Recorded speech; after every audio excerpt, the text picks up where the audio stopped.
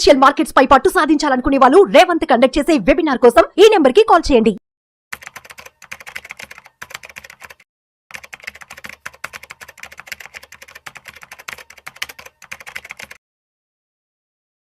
Welcome to Vishnu talks. నేను విష్ణు. ప్రస్తుతం మనతో పాటు NISM and CRISIL certified wealth manager Revanth Chalamala ఉన్నారు. వారితో మాట్లాడదాం. నమస్తే రేవంత్. నమస్తే అండి.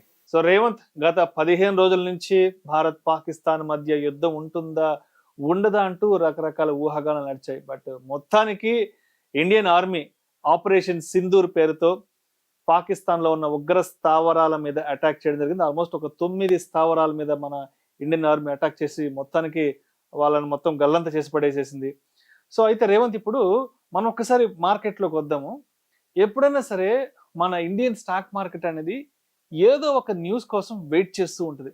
అంటే భూమండలం మీద ఎక్కడో ఏదో ఒక దేశంలో ఒక చిన్న బాంబు దాడి జరిగినా దానికి వెంటనే మన మార్కెట్ రియాక్ట్ అవుతుంది. భూమండలంలో ఏదో ఒక దేశంలో ఏదో ఒక ఖండంలో ఏదైనా ఒక అంతు చెక్కని రోగమో జబ్బో వస్తే దానికి కూడా మన ఇండియన్ స్టాక్ మార్కెట్ రియాక్ట్ అవుతుంది. బట్ ఇప్పుడు చూస్తున్నాం, భారత్ పాకిస్తాన్ మధ్య యుద్ధానికి సంబంధించిన వాతావరణం హై టెన్షన్ నడుస్తోంది. ఆల్మోస్ట్ భారతదేశం కూడా చాలా స్ట్రాంగ్ గా వాళ్ళని ఎదుర్కొంటుంది. వాళ్ళ మీద అంటే అక్కడ ఉన్నటువంటి ఉగ్ర స్థావరాల మీద అటాక్ చేస్తుంది. బట్ దీన్ని ఏది కూడా మన మార్కెట్ అసలు లెక్క చేయట్లేదు, దేన్ని స్పేర్ చేయట్లేదు.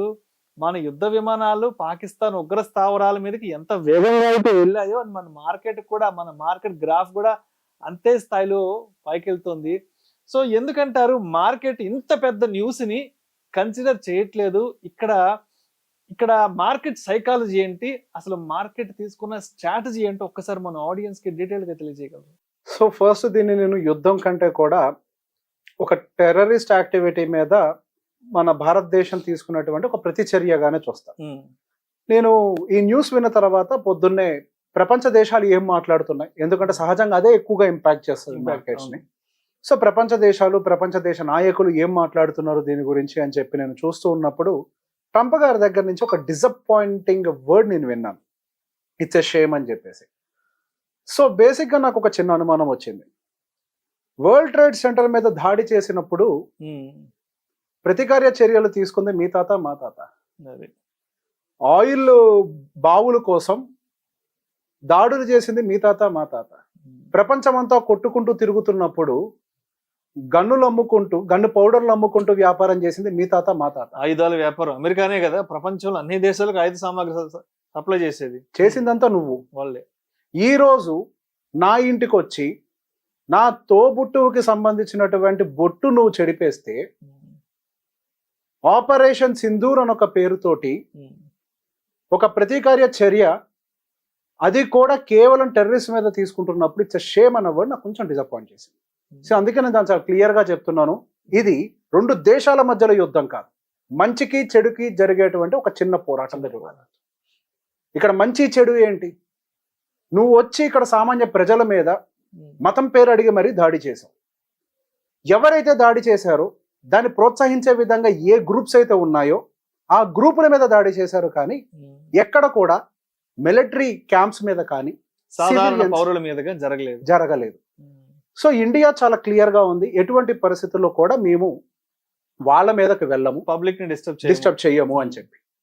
ఏమన్నా జరుగుండుంటే వరల్డ్ న్యూస్ ప్రకారం ఏదో 1-2 సివిలియన్ డ్యామేజ్ అయ్యారని చెప్తున్నారు, కానీ దాని ఒక కొలెటరల్ డ్యామేజ్ గానే చూడాలి. ఎప్పుడు కూడా ఇంటెన్షనల్ గా భారతదేశం ఏ సివిలియన్ ని కూడా హర్ట్ చేయాలని మాత్రం ఇప్పటి వరకు భారతదేశం ఏ దేశం మీద దండెత్తలేదు, ఏ దేశం మీద యుద్ధం చేయలేదు. చరిత్రలో ముందు కాలు దువ్వదు ఎప్పుడు కూడా ఒకరిని మనం బాధ పెట్టలేదు. ఎగ్జాక్ట్లీ. నువ్వు బొట్టు తుడిపేస్తే మరి నా బిడ్డకి సమాధానం చెప్పుకోవాల్సిన బాధ్యత ఎవరిది? మరి ఆ తండ్రే కదా దానికి బదులు చెప్పాల్సింది. మరి తండ్రి స్థానంలో ఉన్న ప్రభుత్వం చేతులు కట్టుకొని మనం ఇంతే, మన బతుకింతే అని చెప్పేసి చేతులు కట్టుకుంటూ చూస్తూ కూర్చోలేరు కదా. సో దానికి ప్రతికార్య చర్య ఖచ్చితంగా తీసుకున్నారు. కానీ ఇది మాత్రం ఎవరు ఊహించినటువంటిది. ప్రపంచం మొత్తాన్ని ఒక మాక్ డ్రిల్ వైపుగా కాన్సన్ట్రేషన్ డైవర్ట్ చేసి మేము 7వ తారీఖున మాక్ డ్రిల్ చేయబోతున్నామని చెప్పేసి న్యూస్ను ఒకటి ప్రపంచమంతా సర్క్యులేట్ చేసి దాని మీద ఫోకస్ పెట్టించి రాత్రికి రాత్రి అసలు ఎవ్వరు ఊహించని విధంగా డైరెక్ట్ గా అక్కడ టెర్రరిస్ట్ క్యాంప్స్ మీద మిజైల్ అటాక్స్ చేశారు. చాలా ప్రిసైజ్డ్ లొకేషన్స్ ఐడెంటిఫై చేసి డైరెక్ట్ గా మిజైల్ అటాక్ చేశారు. ఇక్కడ ఆర్మీ కానీ, ఎయిర్ ఫోర్స్ కానీ, నేవీ కానీ ఏ ఒక్కటి కూడా లైన్ ఆఫ్ కంట్రోల్ క్రాస్ చేయకుండా మన భూభాగం మీద నిల్చునే చేశారు. నుంచొని ప్రిసైజ్ టార్గెటెడ్ అటాక్స్ మాత్రమే చేశారు. సో ఇక్కడ ఎక్కడ కూడా ఇది రెండు దేశాలకు మధ్యలో జరుగుతున్నటువంటి వార్గా మనం పరిగణించాల్సిన అవసరం లేదు. ఇక రెండోది, మనం ఏమి పాకిస్తాన్ మీద అటాక్ చేయలేదు. మెజారిటీ ఆఫ్ ద క్యాంప్స్ అన్ని కూడా ఇది మా భూభాగం అని వాళ్ళు పిలుచుకునేటువంటి పిఓకే అంటే ఆక్యుపైడ్ కాశ్మీర్. ఎస్, మెజారిటీ 7 క్యాంపులు కూడా అక్కడే ఉన్నాయి. అంటే మన భారతదేశానికి సంబంధించినటువంటి భూభాగం వాళ్ళు పిలుచుకునేది వాళ్ళది అని. దాంట్లోనే మెజారిటీ ఆఫ్ ద క్యాంప్స్ కూడా ఉన్నాయి. వాటిని డిస్ట్రాయ్ చేసే ప్రయత్నం చేశారు. ఇప్పుడు మీ ఇంట్లో ఏదో ఒక కన్నం ఉంది, అక్కడి నుంచే కావాల్సినటువంటి పురుగు పుట్ర ఎలకలు అన్ని వస్తున్నప్పుడు మీరు ఏం చేస్తారు? ఆ కన్నం మూసేస్తాం ఫస్ట్. అంతే, ఆ కన్నాన్ని మూసేస్తే ఆ ఫ్లో తగ్గిపోతుంది, కంట్రోల్ అయిపోతుంది. అది వచ్చి మీ ధాన్యాన్ని తింటూ ఉంటే చూస్తూ కూర్చుంటారా? మీరు చేస్తారా? యాక్షన్ తీసుకుంటాం. అదే విధానంలో ఇప్పుడు మన దేశం కూడా వాళ్ళ మీదకి విరుచుకుపడ్డారు. కేవలం టెర్రరిస్ట్ యాక్టివిటీ మీద. Exactly, the fight is only between the good and bad, not between the countries or not between the people. ఈ చిన్న వ్యత్యాసాన్ని అందరూ గమనించాలి. మార్కెట్ల విషయానికి వస్తే ఫస్ట్ అసలు ఒక ఆర్మీ అటాక్ చేయాలంటేనే ఒక సర్ప్రైజ్ కావాలి. సర్ప్రైజ్ ఉంటేనే అటాక్ సాధ్యం అవుతుంది. మార్కెట్ రియాక్ట్ అవ్వాలన్నా కానీ ఒక సర్ప్రైజ్ కావాలి. సర్ప్రైజ్ లేకపోతే, సర్ప్రైజ్ ఆల్రెడీ యాంటిసిపేట్ చేసేస్తే, అంటే ఏం జరుగుతుంది యాంటిసిపేట్ చేస్తే మార్కెట్ రియాక్ట్ అవ్వడానికి ఇష్టపడదు.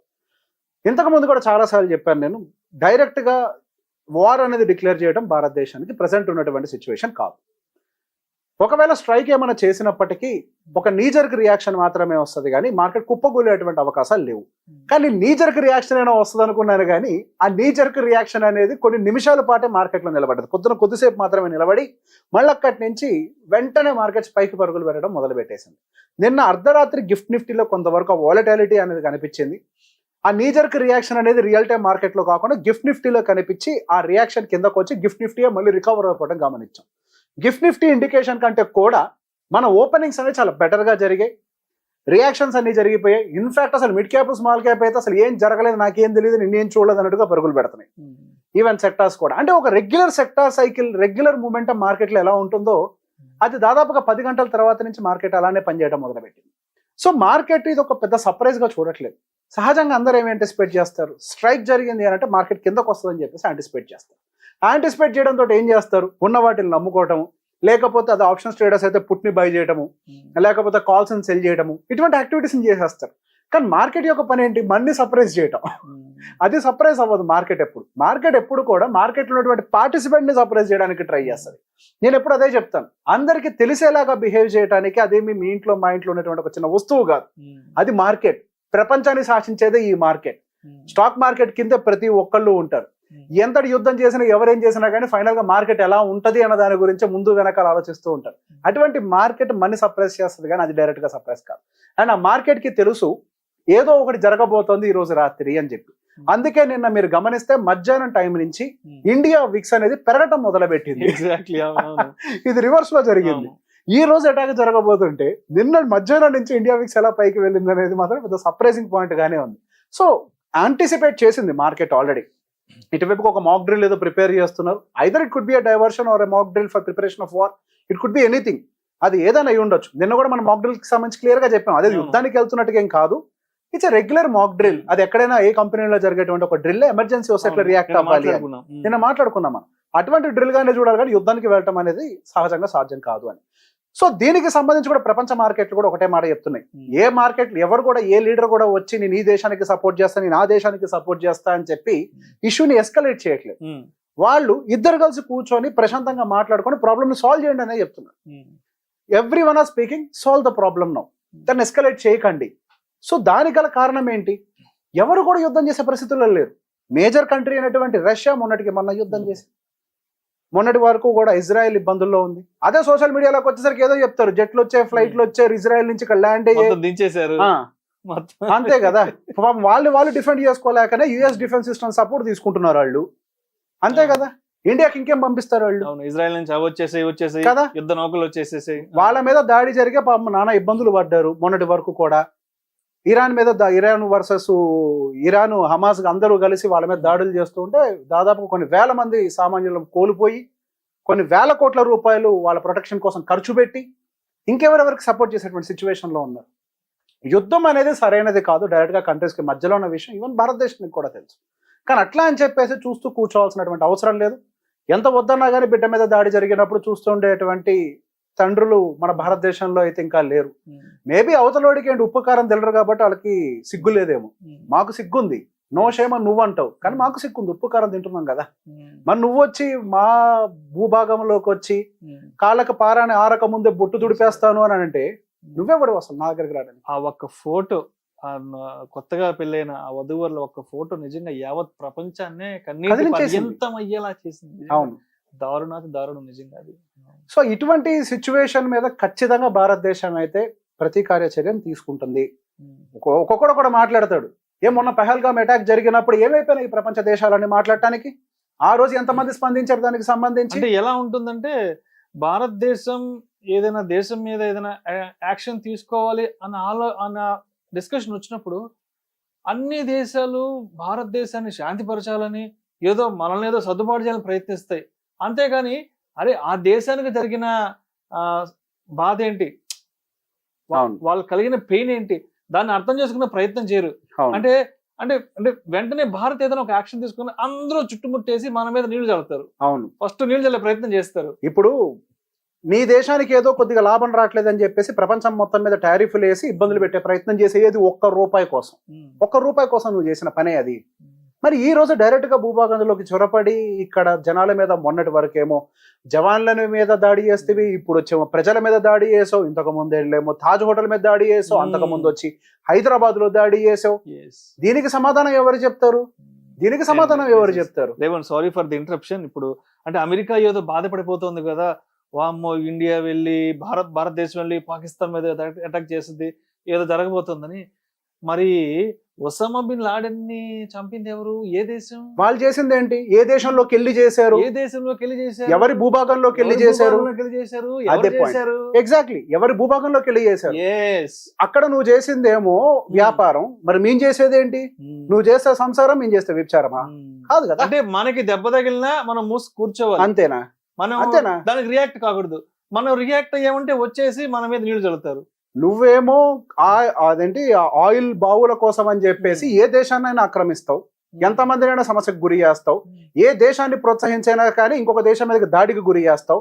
అసలు మొన్న రష్యా ఉక్రెయిన్ కి సంబంధించినటువంటి వార్లో కీలక పాత్ర పోషించింది ఎవరు? ఆ అమెరికా రాజ్యం కాదా? ఆ నాటో కూటమికి సంబంధించినటువంటి సమస్యలు కాదా?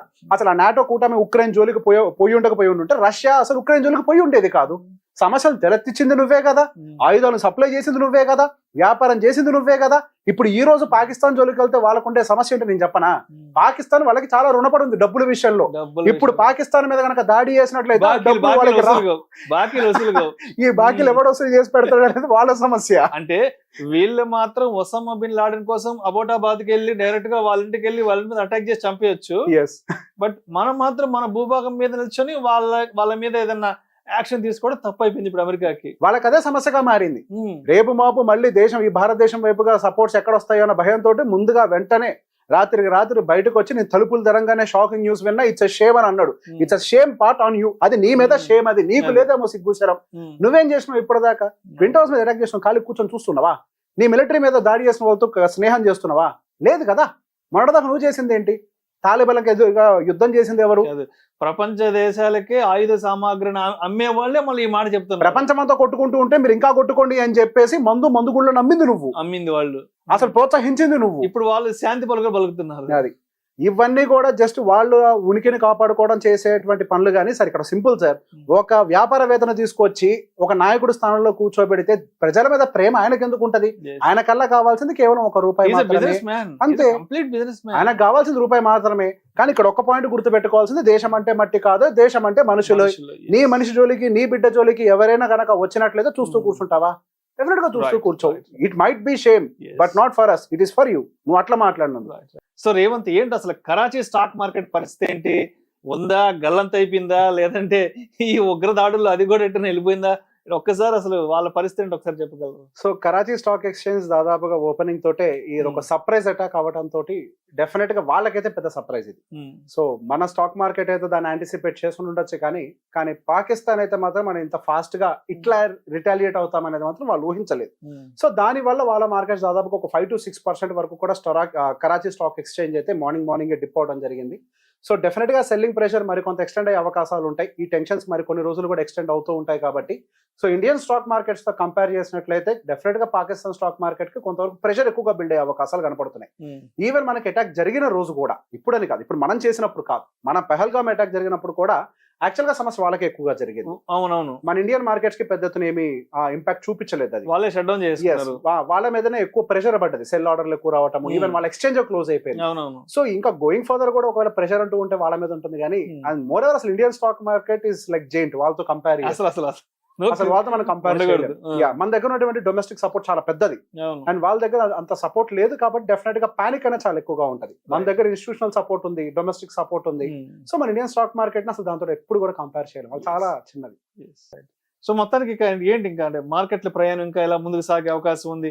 యుద్ధానికి సంబంధించిన వార్తలు మరి కొద్ది రోజుల వరకు కొనసాగే అవకాశం ఉంది కాబట్టి ఏంటి మార్కెట్ లైట్ తీసుకుని అలా వెళ్ళిపోతుంది అంటారా, లేకపోతే ఎక్కడైనా ఏదన్నా కొంత వెనక్కి తిరిగి చూసే అవకాశం ఉందంటారా?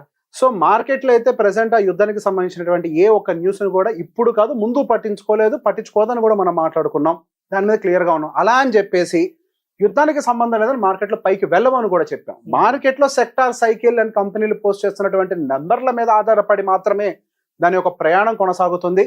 అండ్ మనం ముందుగానే అనుకున్నాం మార్కెట్ లో మంచి మొమెంటం రావాలి అంటే జూన్ జూలైకి సంబంధించిన క్వార్టర్లీ రిజల్ట్స్ కూడా బయటికి రావాలి. అప్పటి వరకు మార్కెట్ లో ఈ ఫ్లక్చువేషన్స్ ఉంటాయి. ఇన్ఫాక్ట్ ఈ రోజు మార్కెట్ పైకి వెళ్ళడానికి ఈ రోజు అంటే మనం డైరెక్ట్ గా ఒక వార్ ని డిక్లేర్ చేయకుండా ఒక అన్సర్టనిటీ ఏదైతే ఉందో దాన్ని క్లియర్ చేసి పడేసాం. ఇంతకు ముందు చెప్పాం అన్సర్టనిటీ ఉంటే మార్కెట్ కి నచ్చదు. ఎప్పుడైతే అన్సర్టనిటీ క్లియర్ అవుతుందో మార్కెట్ అప్పటి నుంచి కొంచెం స్టేబుల్ గా రియాక్ట్ అయ్యే ప్రయత్నం చేస్తుంది అని చెప్పేసి. సో ఈ రోజు ఇక్కడతో ఒక అన్సర్టనిటీ క్లియర్ అయిపోయింది. ఇక్కడ నుంచి ఇంకా ఎటువంటి అటాకులు ఉండవు, ఏది ఉండకపోవచ్చు అని చెప్పి క్లారిటీ వచ్చింది. దాడి చేయాల్సింది పెండింగ్ ఉంది, దాడి చేసేసాం, అక్కడతోటి అంత సర్దుకు మణిగిపోయింది. మీరు గమనిస్తే ఈ రోజు ఇండియా వీక్స్ లో కూడా పెద్దటువంటి రియాక్షన్స్ కూడా లేవు. సమ్ టైమ్స్ అది ఈవెన్ రెడ్ లో కేడ్ వెళ్ళింది. అంటే మాకు ఇంకెటువంటి టెన్షన్ లేదు, ఓకే ఈ ఇష్యూ అనేది ఇక్కడతో క్లియర్ అయిపోయింది, దాడి చేయాల్సిన దాడి అయిపోయింది. సో ఇక్కడ నుంచి రెగ్యులర్ మార్కెట్ సైక్లిక్ ప్రాసెస్ లోనే దాని యొక్క పని చేసుకుంటది. మార్కెట్ పైకి వెళ్తుందని చెప్పాను. మనం నిన్న మొన్న ఇంతకుముందు కూడా చెప్పాం consolidation is highly possible. Even ఈ రోజు కూడా నిఫ్టీ అనేది కన్సాలిడేట్ అయింది కానీ పరుగులు అయితే తీయలేదు. సెక్టార్ సైకిల్స్ మాత్రమే జరుగుతాయి. Thank you so much Revanth. Most welcome.